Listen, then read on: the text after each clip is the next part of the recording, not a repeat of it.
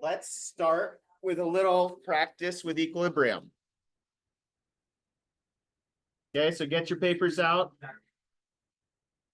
We've got an equilibrium problem. We have a reaction. We've got we're going to talk more about gases today, so these units might make more sense later today. But this ATM as a unit is a pressure unit that means atmospheres. We're going to define pressure and what that means later. For now, just know that we can treat it just like concentration when we're doing ice tables and stoichiometry, because it's proportional to concentration. It's not strictly speaking concentration unit, but it's close enough. Especially since our K value that we're given is Kp, like I mentioned on whenever I saw you last Friday. Kp is basically the same exact thing as it is an equilibrium constant, just in pressure units, not in concentration units. So since I'm giving you your information in pressures and I gave you Kp instead of Kc, don't stress about the units here. So we got a reaction. We have an equilibrium constant. If we want to know the equilibrium pressure of each, I also threw it in there so you've seen this before. Sometimes instead of compound, they'll say species. It means the same thing. In chemistry, species means compound. What is the equilibrium concentration of everything, given that equilibrium constant and this reaction? All right, so take a couple minutes, work with the people next to you, and then I'll work through it on the board.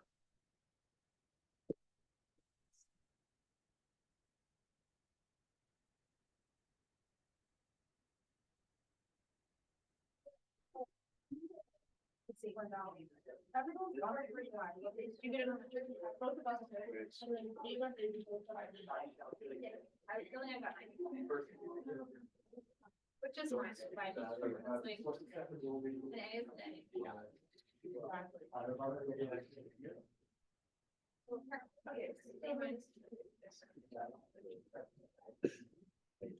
Yeah, but not to get into stuff. Yeah, that's true.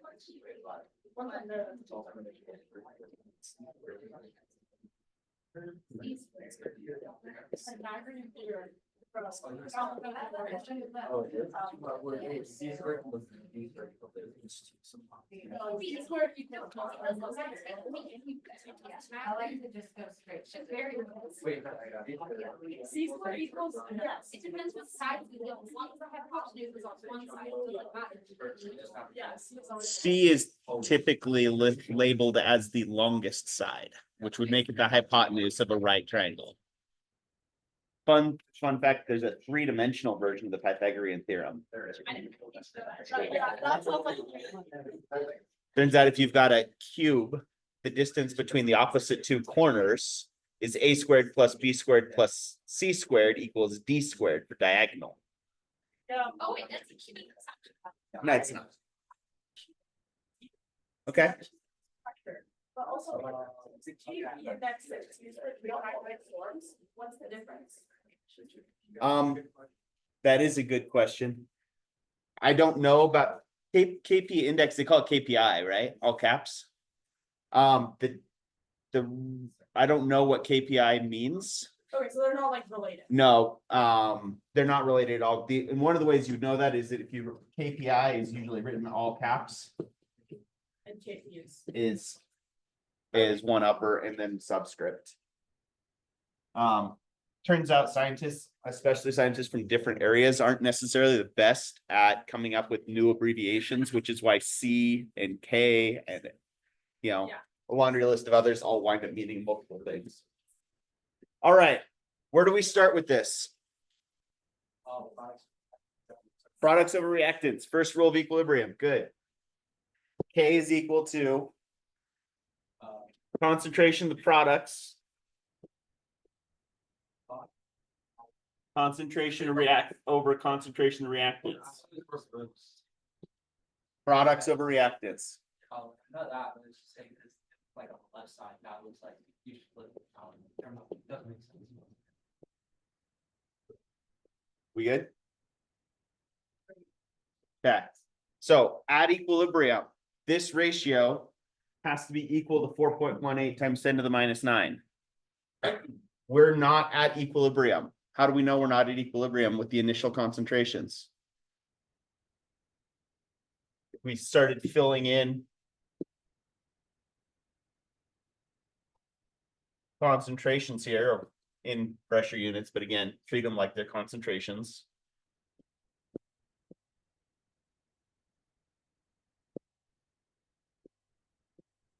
Are we at equilibrium? Is there a possibility we're at equilibrium already? How would we test that then? Well, if we start with these with known concentrations, we could just plug them in and see if that ratio equals 4.18 times 10 to the minus 9. Will it? Why not? Yeah, we're treating ATM as concentration. Anybody? It doesn't cancel out, but it means that if we've got a 0 for anything, we can't be at equilibrium. So we know we have to make some hydrogen because we can't have anything be 0. So how are we going to do that? How is it going to change the second row of the table? How do we fill this in? Well, we know we have to make some amount of hydrogen, right? So we've got to make X amount of hydrogen. If we're going to make X amount of hydrogen, how much bromine are we going to make? Also X, because it's coefficient of 1 and a coefficient of 1. This is getting used up, so it's a minus coefficient of 2, but then we can use the same variable. Right? The fact that we have a balanced reaction to start with is what allows us to fill these in with the same variable for all of them. Otherwise, we would need to use X, Y, and Z, and we would need a lot more information in order to solve this, right? But as long as we have a balanced reaction, we can write this change row with the same variable in all 3 spots. So at equilibrium,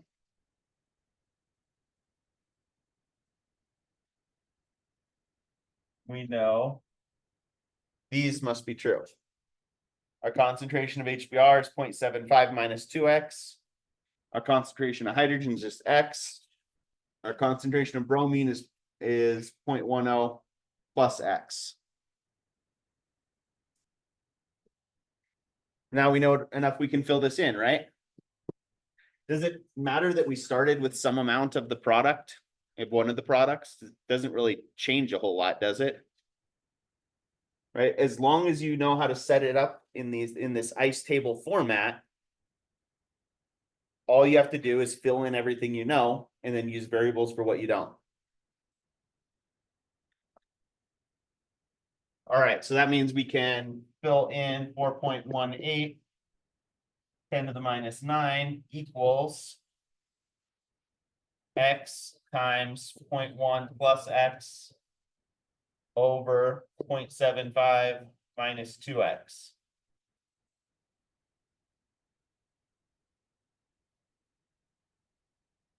If you've got a solver, now's a good time to use it, right? Could be done if you have access to a solver if we're doing this on a homework problem or on a quiz. We're on the test though, and we don't have a solver. What do we have to do? Solve it. We have to make an assumption though, right? Not quite. We have to assume K is really small, right? Yeah. And we already have some of one of our products. So what do we know about X relative to the size of these concentrations? Is X going to be big or small? X is going to be really, really small, right? Because we know this ratio is gonna be really, really small. So X has got to be really, really small. So if X is really, really small, what do we do? What assumption do we make? Well, I already said it. We assume X is really, really small, but what does that do? We write it out. X is approximately 0. And that allows us to rewrite this, right? What X's are we gonna disappear over there?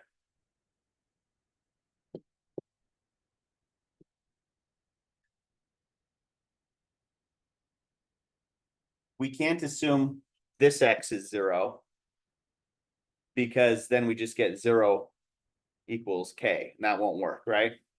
So any of the X's that are by themselves, we leave them alone. But any differences, anytime we're adding or subtracting X from a non-zero number, those are the ones we can assume are 0. Because if X is really, really small, my final concentration of HBr is really close to 0.75. Right? So that allows us to say equals X times 0.1 over 0.75.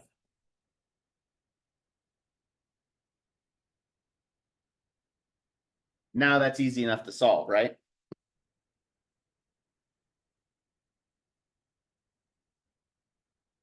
See, we'll get something like 3.15. 3.15 times 10 to the minus 10. 3.14 probably.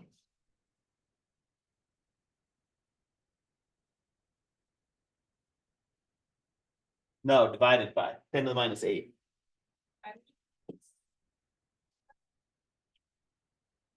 If we assume this X is 0 as well, we get a statement that doesn't make any sense. We get 0.4.18 times 10 to the minus 9 equals 0. So any of the X's though that are part of a difference where you're adding or subtracting X from a non-zero number, like this, our final concentration of bromine is going to be really close to 0.1 because X is really small. And our final concentration of 0.75 minus 2X is really close to 0.75 because X is really small. How close did I get? I'm pretty confident about this one. 135. Ooh, I'm gonna round that to 3.14. In fact, I should really only be reporting it to 2 sig figs anyway, because we only have 2 sig figs here.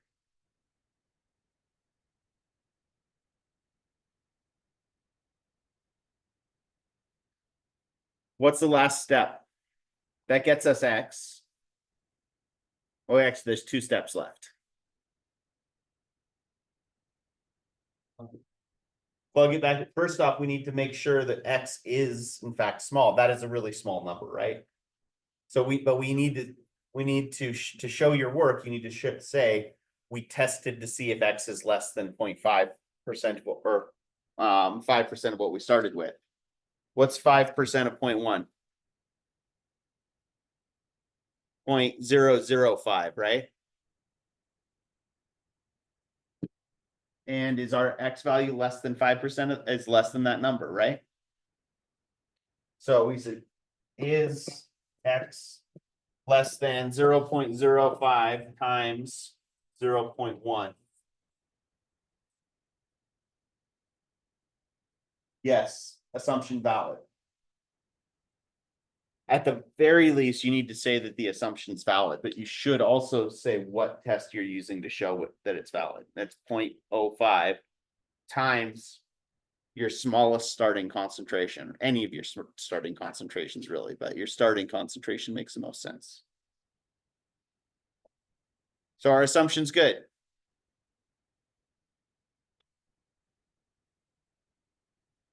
What do we do if our assumption's not valid? Got to use the solver or break out the quadratic equation. If you're not going higher powers of X, then you can get away with, like for this one, we could use the quadratic equation.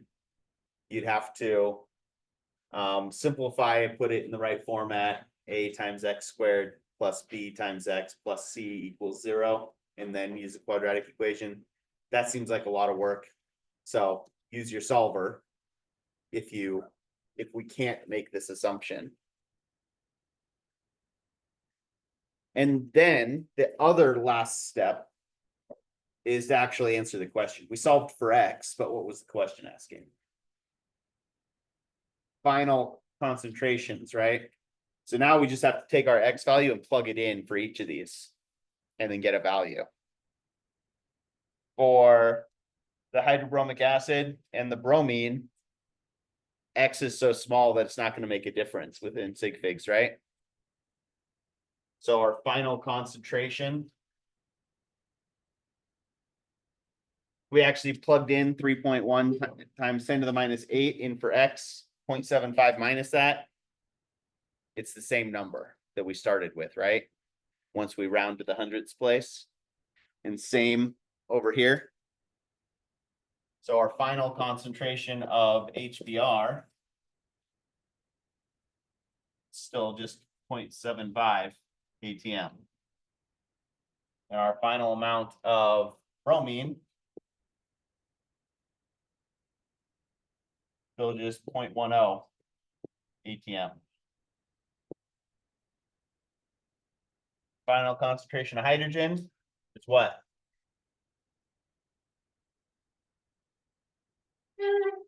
That X value we already solved for, right?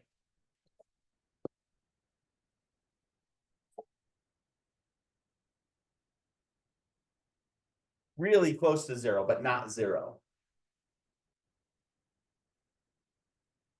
In fact, that's on the border of what we'd be able to detect. If we did this reaction in a closed system, I worked in a high vacuum lab when I was an undergrad for part of my undergrad research, and we were able to measure concentrations down to about 10 to the minus 11 atmospheres. So really, really small. We're approaching that. This would not be easy to measure, especially given how high these numbers are.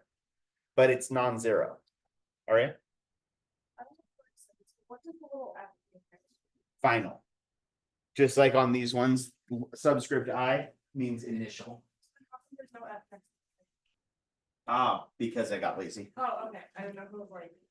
Was not trying to convey anything specific there. Okay.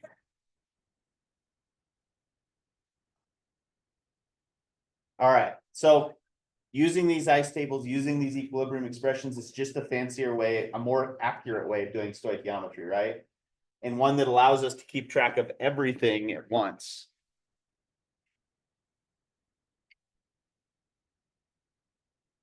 What if we did the same reaction, but I changed the initial concentrations a little bit?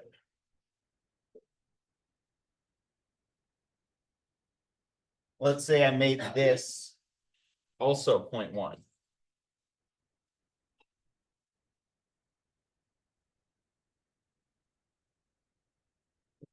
Which way is it going to react now?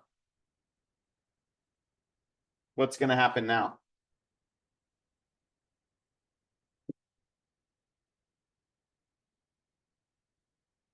Right? Or is it going to react at all? Is it already at equilibrium? I like that you throw that out there and you got the 50-50 shot.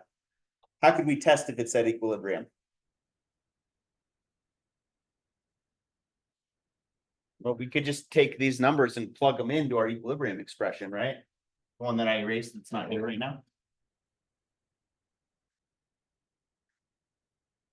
We know 4.18 times 10 to the minus 9 equals concentration of H2 times concentration of bromine over concentration of HBr squared. Oh, we did solve for that last one incorrectly. We forgot to square. Our final number was off on that last one because we forgot that squared term. I wrote it down once and then didn't carry it through, huh? Could happen to anybody, obviously. So that number was wrong. It should have been 0.75 squared times the 4.18. One little algebra mistake. Ignore that for now. That's not the point I'm trying to make though right now. How do we know if we're already at equilibrium? Yeah, if we plug these in and it equals 4.18 times 10 to the minus 9. We do that, we get 0.1 times 0.1 over 0.75 squared this time. Is that going to be equal to 4 times 10 to the minus 9? Oh, come on. I know I just said good job just answering when you got a 50-50 shot, but we can look at this and know that that's not 4 times 10 to the minus 9. Yeah. Is it too big or too small? It's way too big. If it's way too big, which side of our reaction is too big? Or which side of that fraction is too big? Products or reactants? Products. We've got too many products. So if we've got too many products, which way is it going to react?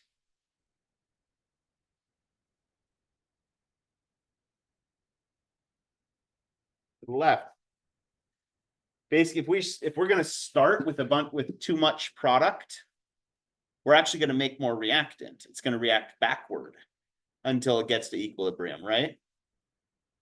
So instead of minus X and plus X, we can still fill this out.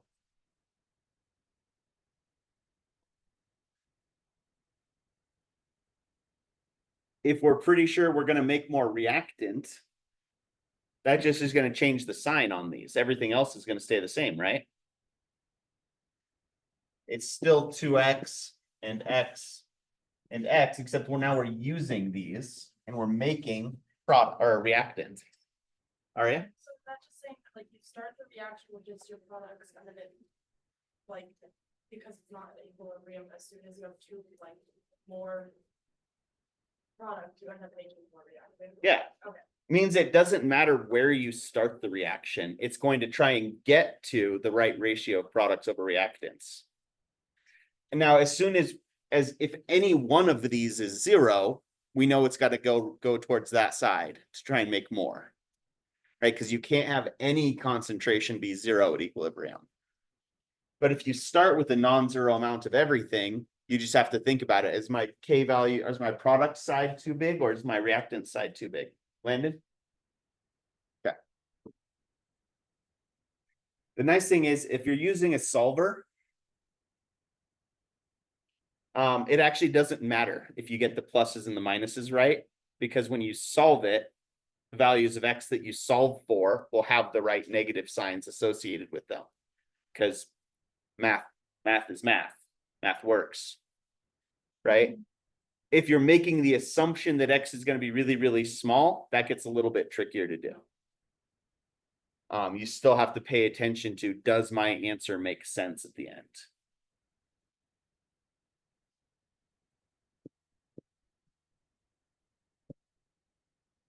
But if we wanted to plug this in,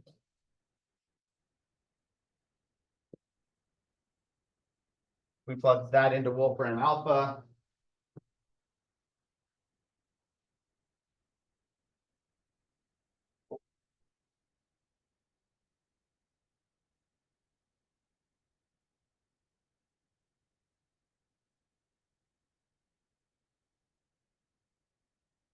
Yeah, 4.18 E minus 9 equals.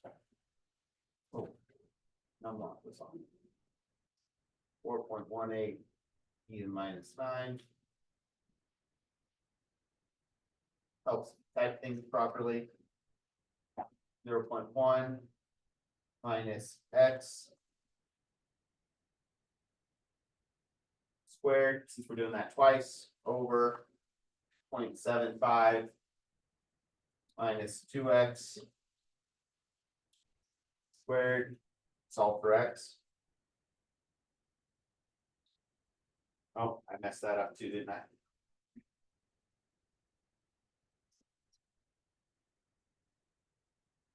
So that looks right. We get XZ to 0.0999 or 1.0006. Which of those is true? The first one. Why? One of them doesn't make sense, right? This one that's just barely more than 0.1. We can't have anything that's more than 0.1 because that would give us a negative concentration here. We know that can't happen. So X is really close to 1. 0.1. 0.0999.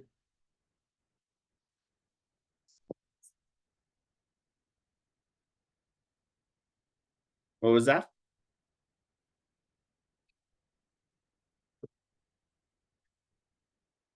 If I went back, if I just flipped all the signs, if I switched all the minus X's and the plus X's back here.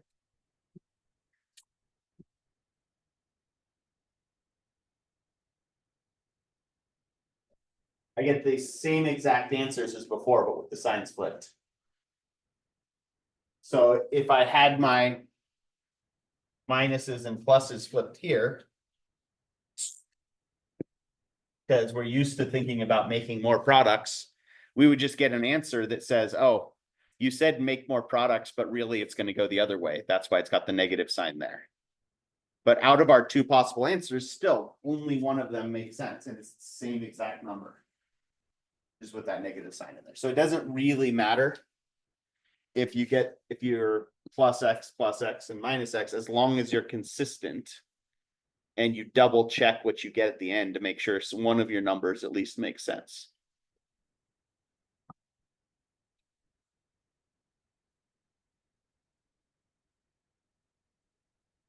All right, questions on this one?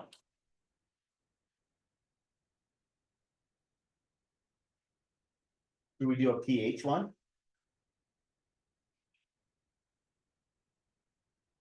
So if you put ammonia in water, this is the way they sell ammonia at the hardware stores, a cleaning product. If you buy ammonia in a spray bottle for cleaning things, like Windex is ammonia in a spray bottle.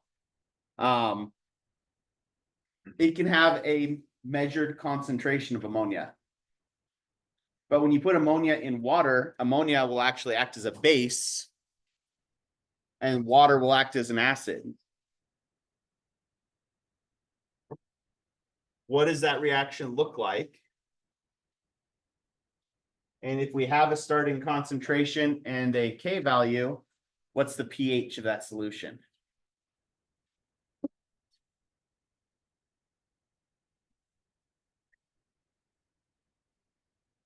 So this is really close to your titration example from last week's lab, except we're actually going to do equilibrium, or we're going to treat it like an equilibrium reaction because it is an equilibrium reaction instead of just treating it like it's a strong acid or a strong base.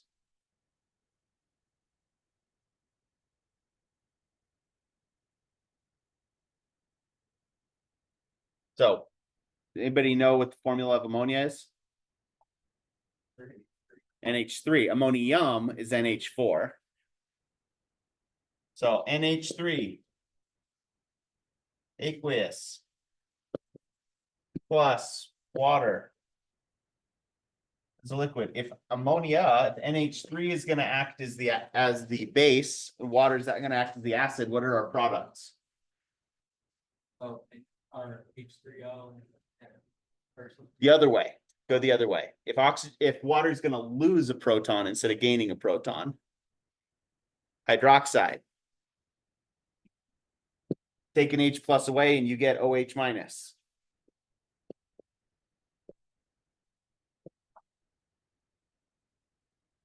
And what's the other product then? Ammonium.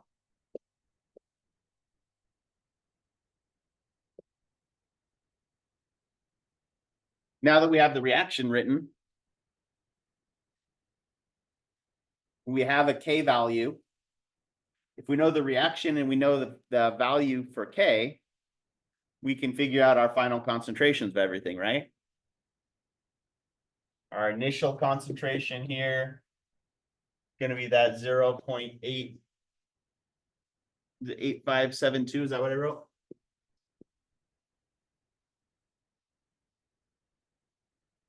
We need an initial concentration for water.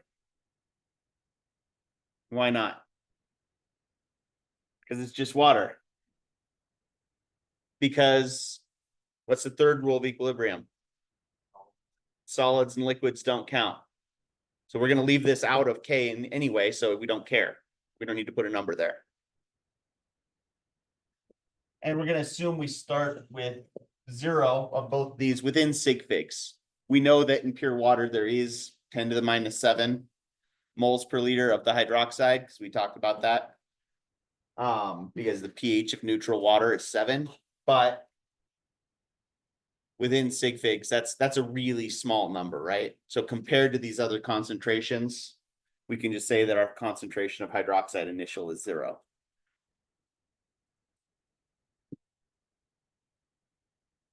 We need to balance anything before we do the change row?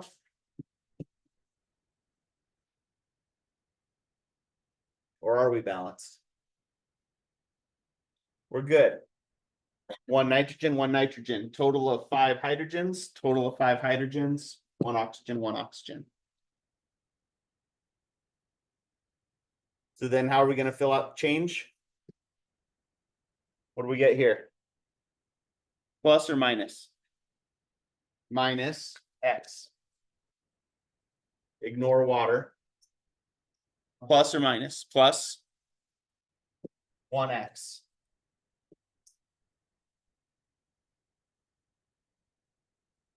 Adding those up, 8572 minus X, X, X. Now we know our final concentrations of everything as variables, Landon. Because it's going to be a minus X if we're using it up and a plus X if we're making it. So usually if we're starting with 0 product, we have to make product for it to get to equilibrium. So we know it's going to be a plus X. So. No, you still plus X. Okay, well. I mean, that was that example we just did. If we started with a certain amount of both of these, then if K is really small, it actually might react backwards. But as long as you're consistent with your pluses are on one side of the reaction arrow and your minuses are on the other, it doesn't matter. It's still good to think about in terms of the logic so that you don't confuse yourself. Guys, will there ever be a case where it's difficult for them to tell which direction the reaction is going, or will it always be very clear? There can be cases where it's difficult to tell, but as long as you have a 0 on at least one of these, you know it has to react to that side. If you have starting concentrations of everything, then you just plug your initial concentrations into your equilibrium expression. And if you get a number that's bigger than K, that means you've got too much product. If you get a number that's less than K, it means you have too much reactant. Because what are the first 2 rules of equilibrium? Products over reactants, right? So if your value for your initial concentrations is too big, the product side is too big. If it's too small, your reactant side is too big. Wait, so bigger than K means excess product? Bigger, if you're bigger than K, then you've got too much product. If you're less than K, you've got too much reactant.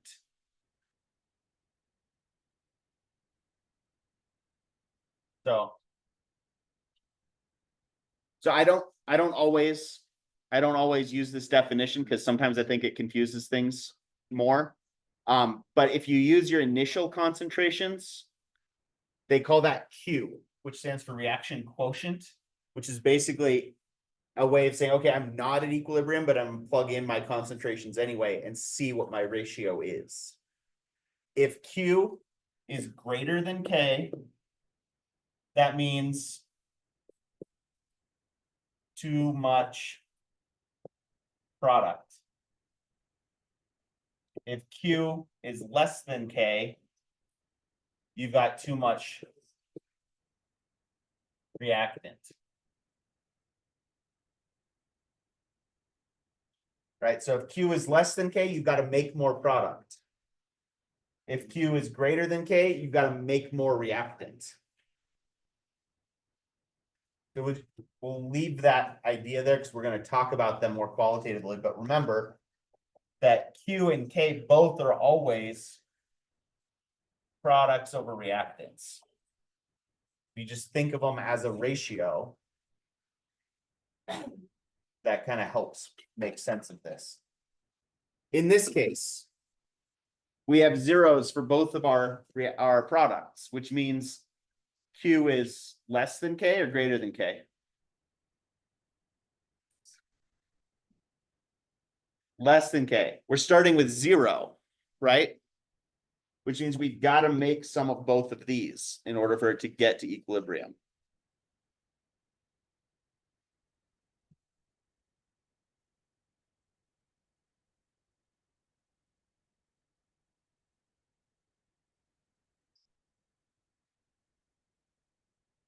So how do we solve for X now? Plug everything in. Products over reactants, right?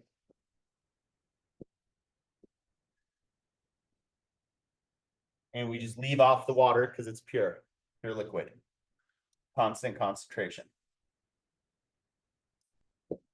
So 1.8 times 10 to the minus 5 equals X times X over 0.8572 minus X.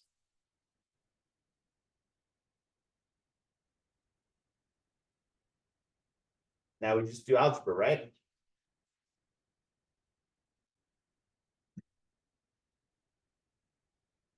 And if you don't have access to a solver, what do we assume? X is close to 0, which means our final concentration of ammonia is really close to our initial concentration of ammonia.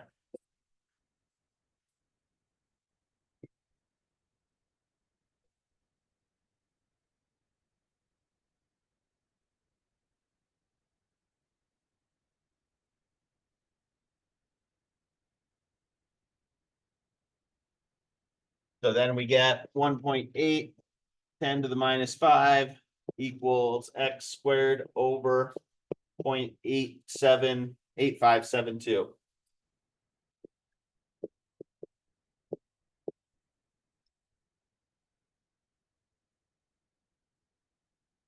See, you get something times 10 to the minus 3.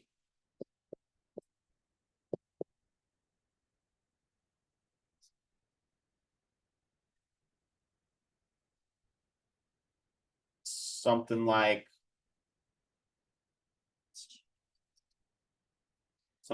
8 times 10 to the minus 3.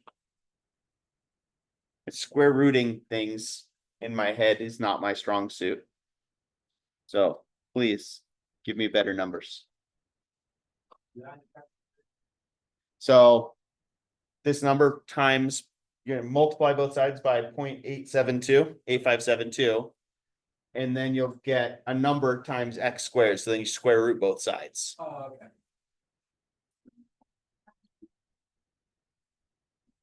Is it times 10 to the minus 3? Okay. And what was the first part of the coefficient?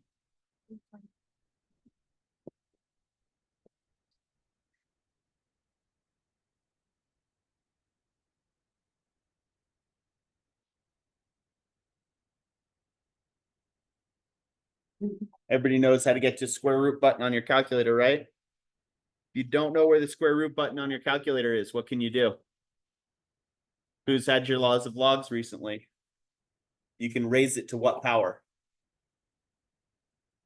To the 1/2 power. So you can always do, if you don't know where the square root button is, you can do caret 1/2 to get square root of something. Also works for cube roots and fourth roots and things like that, since those are, you're less likely to have a button on your calculator for. Really useful trick. Just know how to use the caret, and then you don't need to worry about finding all those specific little buttons.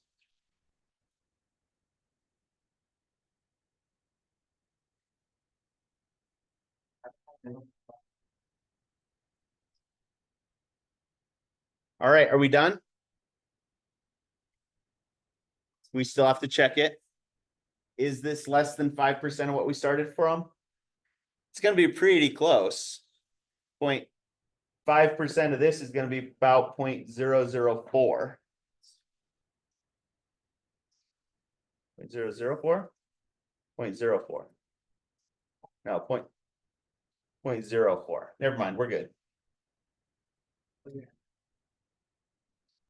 0.05 times 0.8572.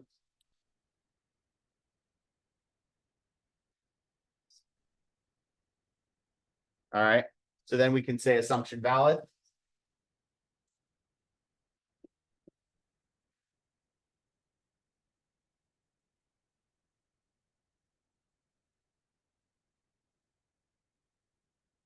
So what's the last part of this, Aliana? It's sort of an arbitrary cutoff. But we just have to pick something. That's just the number that's designated to that statisticians and chemists together have agreed is a reasonable cutoff. Where as long as X is less than 5% of what you started with, then that subtraction didn't really change the starting number that much.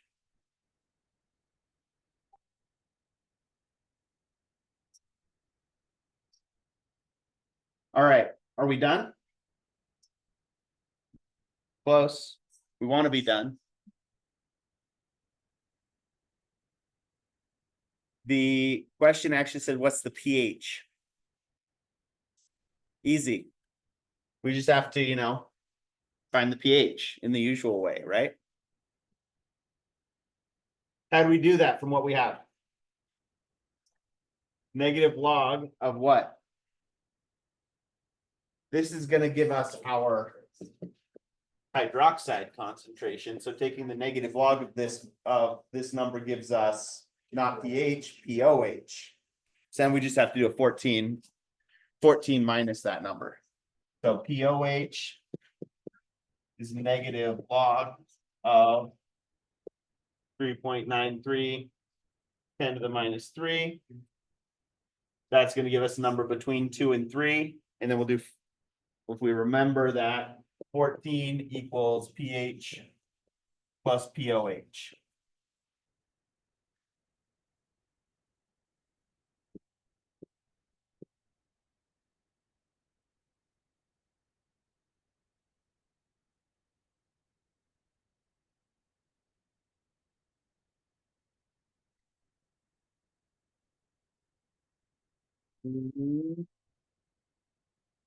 I can't find log on this calculator. There it is. 2.4. 2.41. Which means pH 14 minus 2.41. 11.59.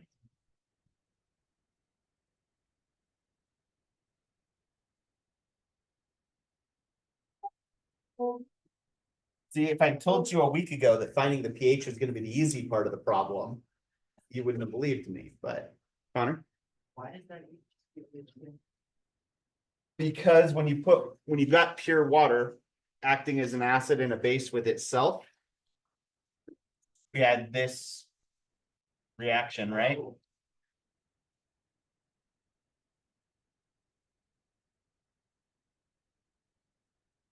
Right? You write the equilibrium expression there, you get K equals hydronium concentration times hydroxide concentration. And we had a value for that K, which was 10 to the minus 14.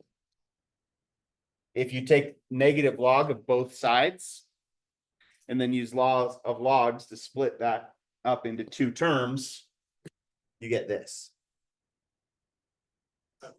So basically, because this is an equilibrium reaction that happens in all water, we know that this is also true. How are we feeling about equilibrium? Yikes. better than some of the, I always liked equilibrium. It takes a little bit to get your head wrapped around it, but it actually makes stoichiometry kind of make more sense when you start thinking about it in terms of ice tables, right? And it does have very clear steps. That's also helpful, right?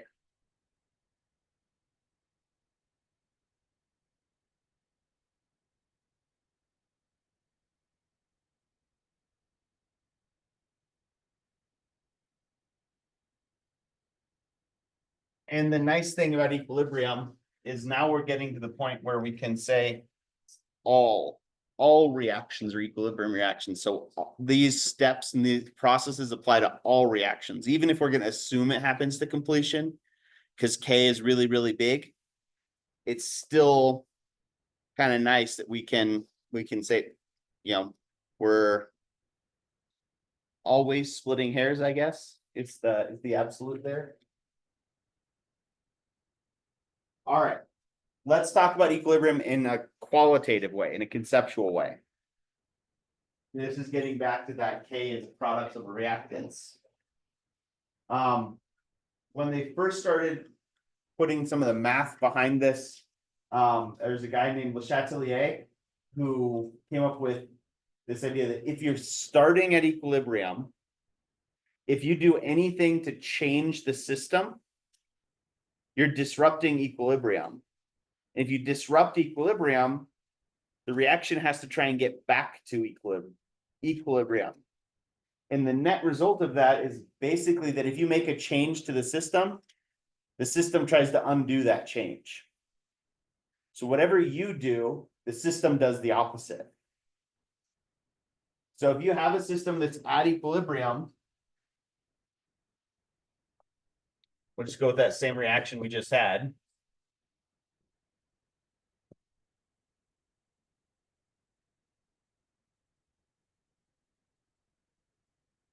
If we start from this reaction,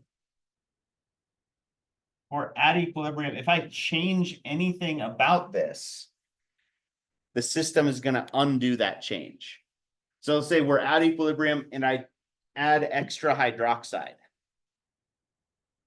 Now all of a sudden I've got too much product, right? Now our concentrations aren't equal to K anymore.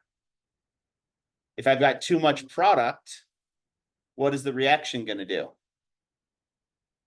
Make more reactant.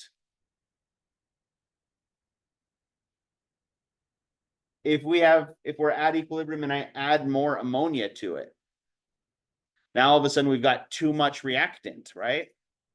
If we've got too much reactant, what's going to happen? It's got to make more product because it's always trying to get back to that magic ratio of products over reactants.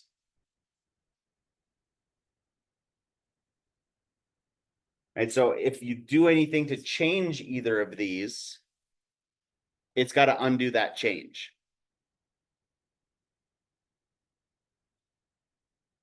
And so that idea is called Le Chatelier's principle. And the way that I can ask you questions about that is basically tell you, hey, the system's at equilibrium, and then we do this. What happens? And basically the options are you make more reactant, you make more product, or nothing changes. Because what happens if we add more? This is not a great example. I have better examples on the next one. So here's the Haber process again. This is the one, the making gunpowder one from World War I Germany. If we're starting at equilibrium, we have set amounts of hydrogen, ammonia, and nitrogen. If we add a bunch of extra hydrogen, so let's say we're going along here and everything is at equilibrium, nothing's changing, no concentration is changing. If we add a bunch of hydrogen at one point, which side of this ratio is too big now? Top or bottom? The way it's written, hydrogen is a reactant, right? So if we added more hydrogen, we made the bottom part of this ratio too big, which means we've got to make more products. And that's what we see we're at equilibrium, if we disturb the equilibrium, it's then gonna try to undo that. Right, so if you add more reactant, the reaction will shift, we call it shifting to the right. Shifting towards the products to get back to having that proper ratio. And shifting to the left would be making more reactant. If we added more ammonia, we're gonna slide left. That's right. Sorry, I had to. Oh, I thought everybody was murmuring because of my bad jokes.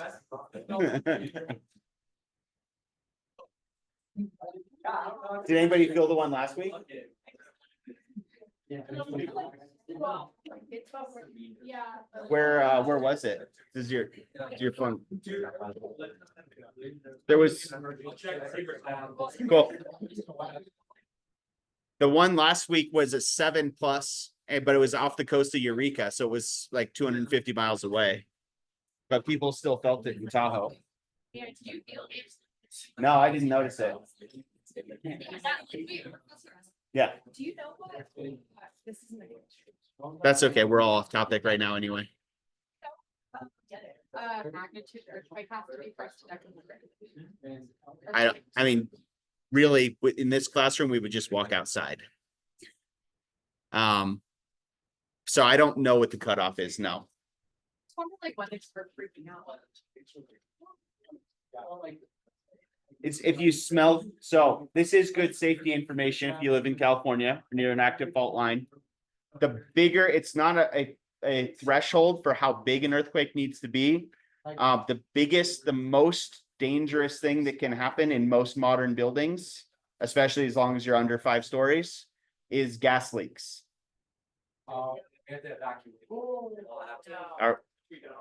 No? Okay. Earthquake, we could get under a desk. If you smell gas is the biggest issue. You smell gas, usually, yeah. Don't touch the spigots. You smell gas. Yeah, wait.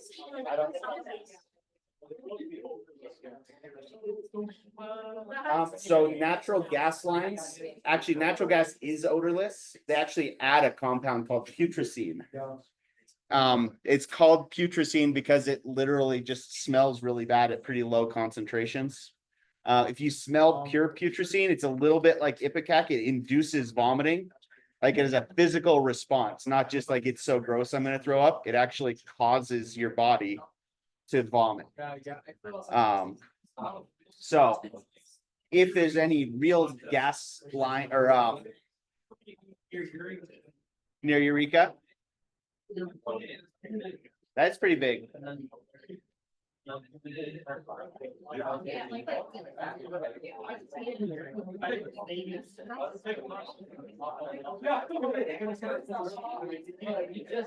All right, bring it back. I think we're safe here. I think we'll be okay. Okay, folks. Attention staff and students, if you didn't feel the earthquake, you just had one. If you guys feel any more shaking or your phones start going off, please stay away from the windows and stay away from the windows.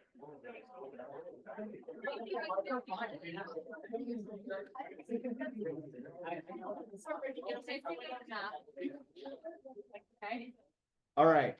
So I mentioned before that the way that the Haber process really changed things in World War I wasn't that he discovered this reaction. This reaction was already well known. What really changed things is that the equilibrium constant for this reaction is not very big. So they couldn't make very much ammonia. What Haber figured out is this system here, where if you feed nitrogen and hydrogen in and heat them up, you can get the reaction to happen a little bit. But then he figured out that if you have a separate section with a condenser, with a refrigeration unit that's going to cool it down, ammonia condenses at a lot higher temperature than nitrogen and hydrogen. Nitrogen boils at about 78 Kelvin, so minus 200 Celsius. Hydrogen boils off at about 2 Kelvin. So minus 207, almost 270 Kelvin. But ammonia boils at about minus 30 Celsius, if I'm remembering properly. Which means if you just cool down this section of it, you could get the ammonia gas to turn into liquid ammonia, and liquid ammonia isn't part of an equilibrium reaction, right? Because liquids don't count.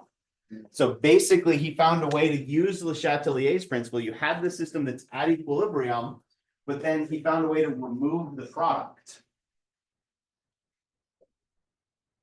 And if you remove the product, so N2 plus 3H2 makes 2 ammonia. If we're at equilibrium and we keep removing ammonia, we never actually get to equilibrium, which means we keep making product and keep making product and keep making product by removing this as soon as we make it.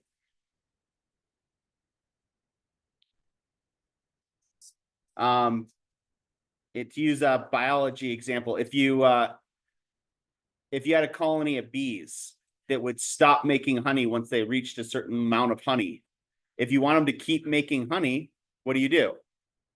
You take the honey away as they make it, right? And they never get to that happy level where they can just stop. There's an economics lesson in there as well.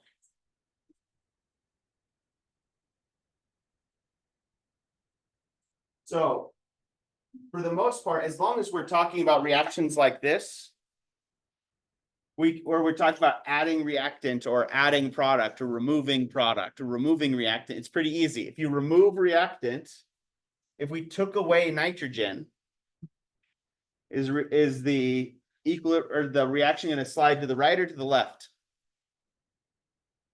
If we take away reactant, we've got to make more reactant. So it's going to slide to the left.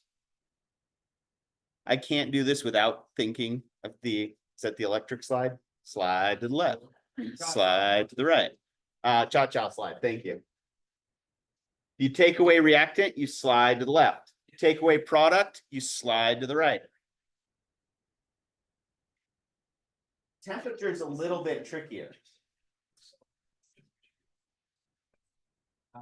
Basically, in order to know what effect temperature is going to have on a reaction, it depends a little bit on if the reaction's exothermic or endothermic. Does everybody remember those terms? What did exothermic mean? We did cover that in this class, right?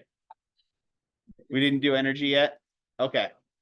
Oh, we did. We just did for specific heat, huh? So if a reaction is exothermic, that means it gives off energy to the surroundings. And endo takes energy in. So if it's endothermic, you can think of energy as being a reactant. But if it's exothermic, you can think of energy as being a product.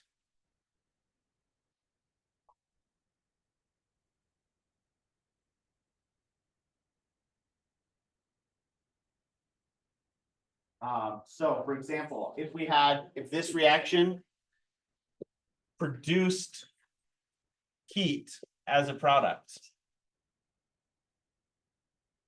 the way we would write that out is we'd have delta H is equal to some value. Delta H is called the enthalpy of the reaction. It's basically how much the energy is changing. If delta H is negative, say it's negative 100 kilojoules per mole. If enthalpy, if this delta H is the energy change of the bonds, of the chemical bonds, if delta H is negative, it means it's giving away energy.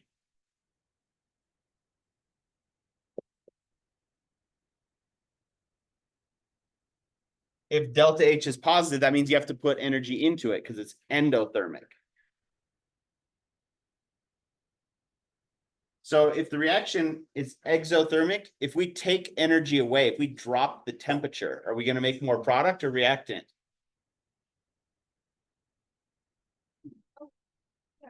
If we take the energy away from this side, that's just like taking away the product. Did I say it backward?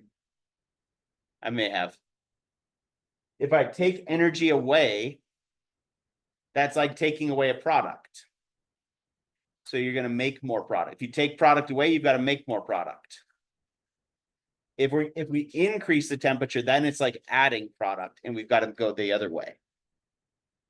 Are you? Correct. So delta H is negative. That's exothermic. And the opposite, if delta H is positive, it's endothermic because you have to put energy into the bonds for the reaction to happen.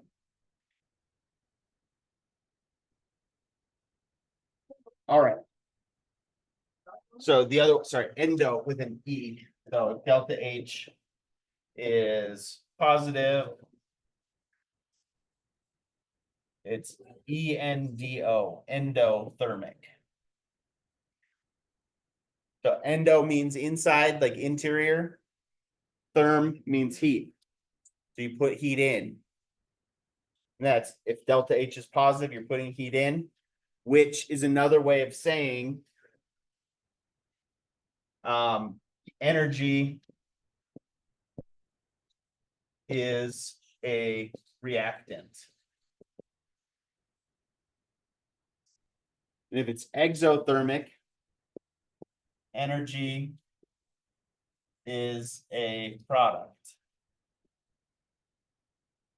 Turns out the statistics for it is a little bit more complicated than that, but that's a good way of qualitatively understanding how this works. You have to get into statistical mechanics to actually derive why that happens. And it turns out it's not proportional. You can't just make the assumption that if you double the temperature that you're going to make twice as much product or something like that. It's a much more complicated relationship. But you can qualitatively say if it's exothermic and you increase the temperature, that's what we have right here. It's exothermic. By increasing the temperature, we're adding extra product, which means it's got to shift to the left. If it's endothermic, energy is a reactant. So in adding more energy is going to get to shift to the right.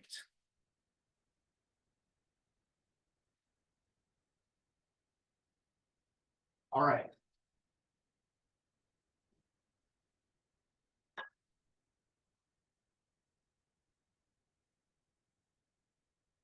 So we have 20 minutes. We don't need to get into gas laws today. We could do more practice with equilibrium, or we could do something that's less equilibrium related.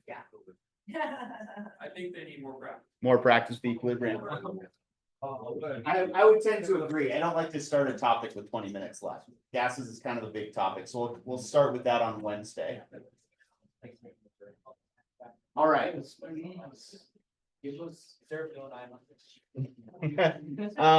There is a Professor Dave Explains, and there's Khan Academy. Professor Dave Explains is a little bit more interesting. It's not Bill Nye, but it's more interesting than Khan Academy usually. I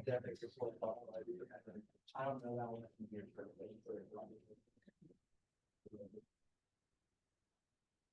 one. Okay. What's a good one?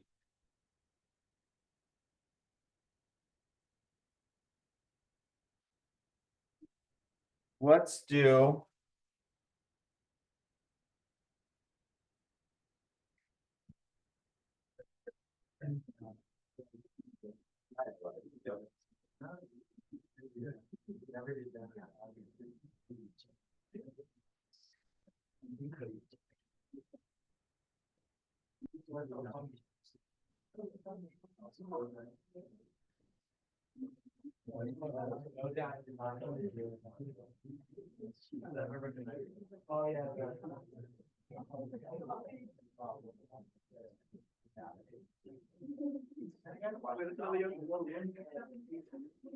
All right. Here's an easier one. We don't even need an ice table for this one.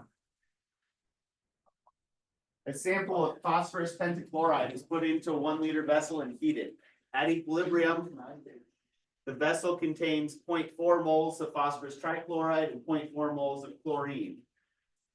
Okay, so we do need an ice table a little bit. Calculate the value of the equilibrium constant for that reaction, for the decomposition of phosphorus pentachloride to phosphorus trichloride and chlorine. So our reaction is PCl5 reacts to make PCl3 and chlorine. We have initial concentrations. And we have final concentrations of some of the parts. What is K? Nice thing is it gave you moles and I put it in a 1 liter vessel, which means you've already got everything in molarity, right? How are we going to figure this out? Do the ice table thing.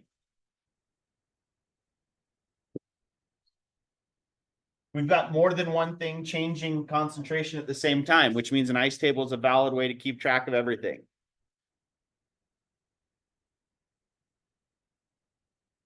What can we fill in on the initial row?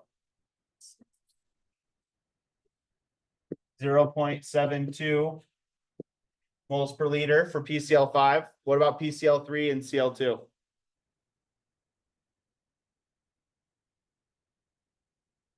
That's not for the initial row though, right? It says at equilibrium, it's got 0.4 moles.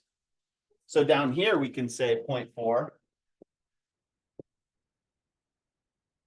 So if you don't have any information, we assume it's 0. We assume that there's nothing in that vessel other than the PCl5, based on the way that this is written.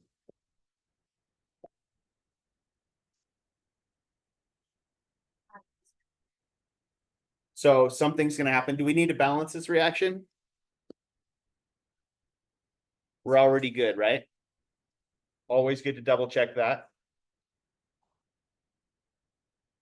So then what can we fill in?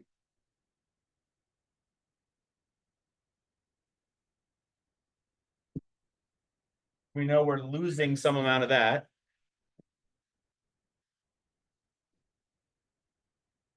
You have to add the points for.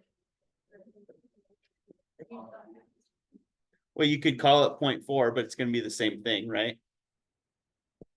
X is just 0.4. You know, straight off the bat. Well, As soon as we look at this, if we started with 0 of it and we end with 0.4, X has got to be 0.4. If it wasn't stoichiometry of 1s across the board, it might be a 2X in there.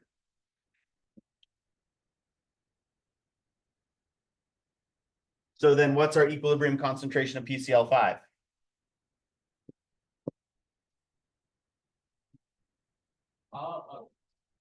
Minus X. X is 0.4, so equilibrium concentration of PCl5 is 0.32.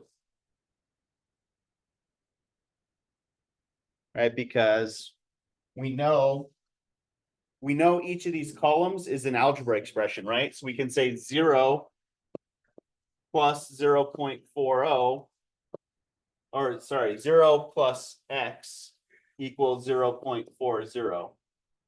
So what does X have to be? X has got to be 0.40. And then we can turn around and plug that in here.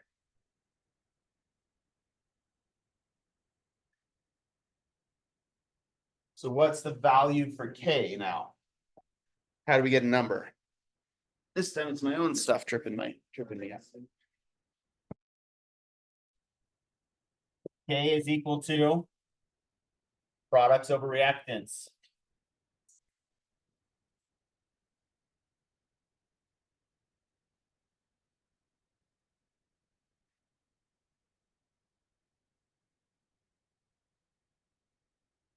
And now we have numbers for everything. So we're not using K to find X, we're using X to find K. Which actually makes the algebra a lot easier, right? 0.40 times 0.40 over 0.32 Gonna get something pretty close to 0.5. 0.59.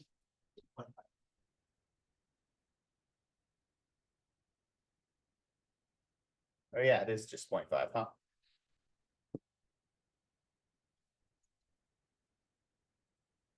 And so the ice tables are a really good way to keep track of everything, but everything's gonna, an equilibrium problem is always gonna come back to products over reactants. Right? If you know enough of the pieces, you can solve for whatever you're missing.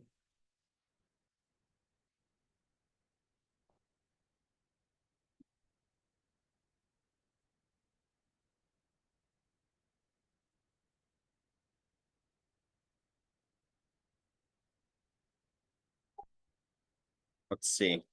Let's do one like that where X is not. We'll use the Haber process again.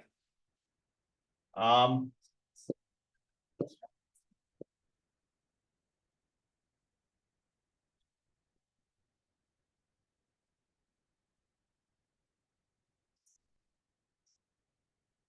right.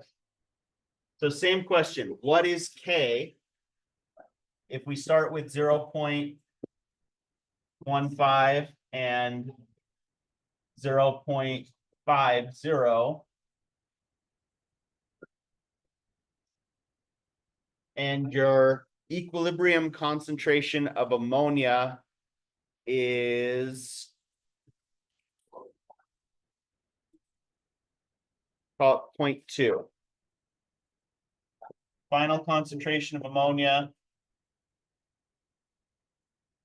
0.21.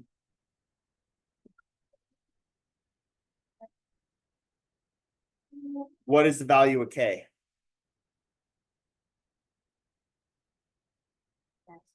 Yes. It's a mathematician answer. Yes, K exists. Those. Constant X. And then you try to find it. Close. So it's always products of reactants, right? So that means it's going to be our equilibrium concentration of NH3 squared over concentration of N2, concentration of H2 to the third. We know our final concentration here. We don't know our equilibrium concentrations for these yet. So fill out an ice table. We need to know all of those concentrations. We know at the end, make that 0.22, just to make the math easier.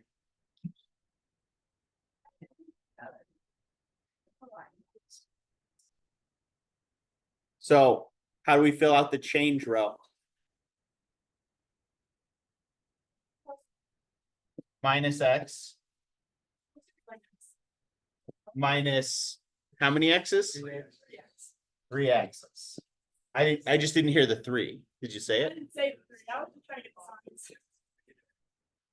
signs. So what's X? 0.11, because 0 plus 2X equals 0.22. So X is 0.11. And then over here, if we filled in the rest of this, 0.50 minus 3X, 0.15 minus X. Once we know X, we can fill in the rest of these, right? Throw them in here, get an answer. And then you can check it. All right. We'll leave it there. We'll finish this one on Wednesday, and then we'll talk about gases in time for lab on Thursday.